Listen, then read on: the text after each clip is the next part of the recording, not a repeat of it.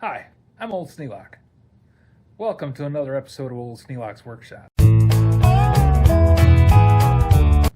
This is just a short one, but when I was out in the workshop moving the racks, I think I lifted a few too many things that were a little heavier than what I should have, and I hurt my back. Not seriously, it's not feeling bad right now, everything seems to be okay, but if I move wrong, I can feel it. So I'm taking a little bit easier and not doing any heavy lifting. That's why I'm down here in the basement using the sewing machine, patching some pants and fixing a holster for a drill motor. Just something to keep my hand in, but not anything that's going to strain me. Another thing I can do with this old Singer sewing machine is I can sew leather. Now leather is a really tough thing to sew, but this machine will do it. I don't use power when I go through leather because I don't want to have it overwork the little motor or overwork the belt. But the linkages, they're plenty sturdy to handle the strain.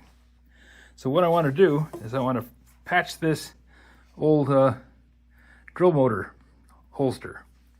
Now I got this when I lived over in Union City. That's a long time ago. It's a Craftsman, and it went through a long, hard life, but it's good. Made in Mexico.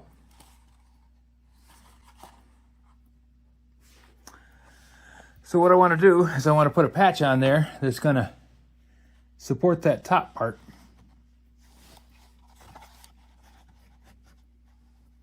But I'm not going to have it go all the way down to the bottom here. I'm just going to go run a bar across the top there. So I'm going to cut it out of this piece of brown leather, which is a close match. And it's fairly thin, but very strong. So I'm going to cut a slice out of this and attach that to there with some glue, and then I'll put some thread through it. I've marked out where I want the glue to go. That little pencil line there. So I'm going to lay glue in here. Because this bottle's about empty, because, waste not, want not, I'm going to have to use that bamboo skewer to reach down in here and get some out and put it on that spot where I want to have the glue at. And then I'll set the strip on it and glue it up, and I'll trim it back later.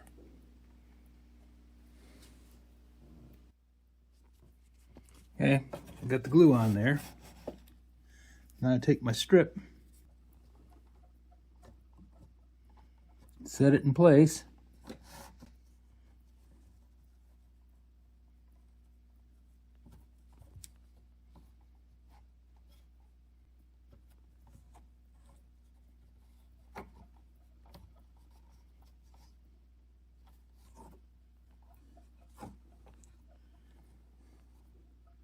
I'm going to clamp it down.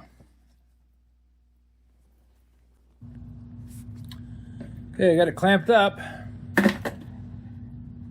Now I just have to let it sit and dry out. Glue to set up. Then I'll run a double row of stitches across that in the morning, and that will have that held up. Now, you probably already noticed that this snap has come loose. Actually, just the steel rotted right through the leather and it tore. But I've got some neat's foot oil, and I have some extra snaps that fasten on with a screw and a nut. So I'm going to fasten that on there to a patch and get that ready to strap down again. Now, will I be using this? I don't know. Something I said I was going to do years ago, and now I've got the opportunity and the time. I'm going to do it. I just happened to be in Walmart looking for a Thanksgiving card, and I saw this bottle of neat's foot oil sitting on the shelf, and I said, that's just the thing I need for this job.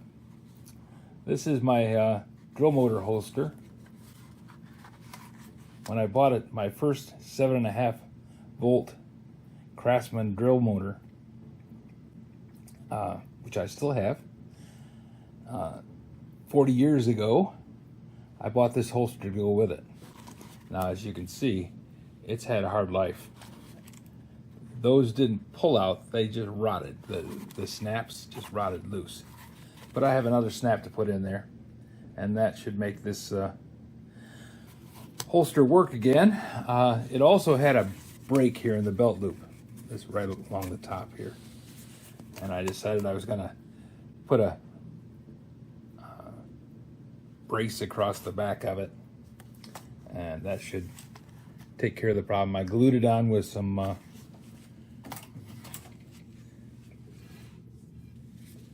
fabric glue, fabric fuse, and that has held up really well. I use it to tack patches on pants because I tend to wreck them, and I don't want to spend a lot of time sewing pants up, so sometimes I'll just take a patch and glue it on, and that works well. But I used that glue to glue this piece of leather on the back of that. Now I'm going to take the sewing machine and sew that leather strip onto the holster, and we'll see how it goes. Can't do that job one-handed, so I'm going to shut you off.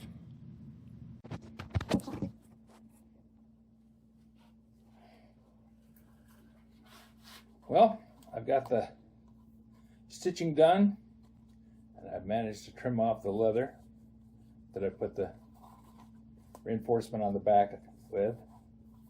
I still have to repair these two holes in the holster where the snap rivets popped out, and I have a couple that I can, they're like this one. It bolts in through the back.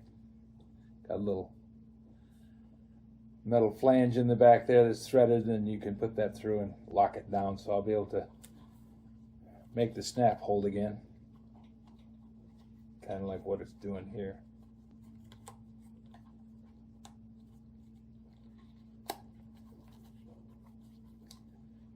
And that'll hold the drill motor in there from falling out. It'll be a nice thing to have back in the service again. I probably won't use it a whole lot. I've got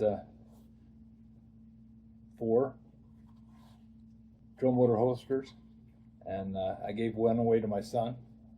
So the work I put into this one is just more just to see if I could do it, and I think it's going to be successful. One of the reasons they say don't use neat's foot oil on the suede leather, you can see how splotchy it looks here. And this holster has been around 40 some years, so it's had a hard life.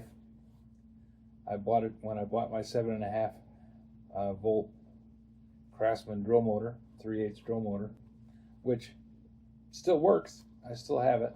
Batteries have long since died, but I've been able to transfer and cobble them up to make them so that the drill motor works again.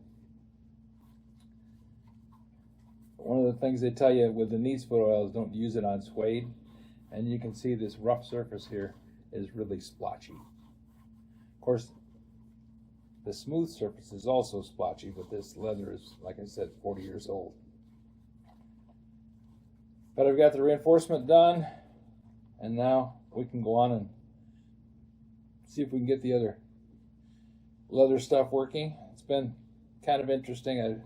I started because I was cleaning out the workshop here and started picking up some things and said, okay, I'll just finish these projects.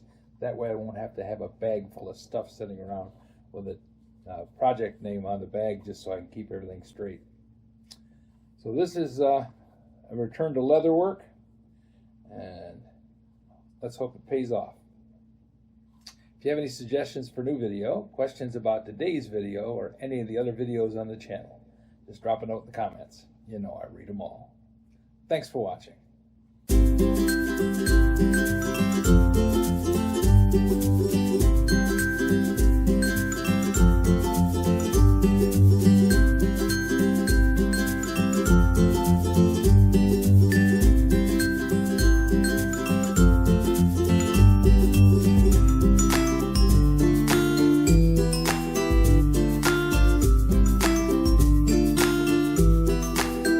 This video is not to be viewed by anyone under the age of 13 in the U.S. or 16 in the European Union without the express written permission of the parents or the legal guardians of the underage person.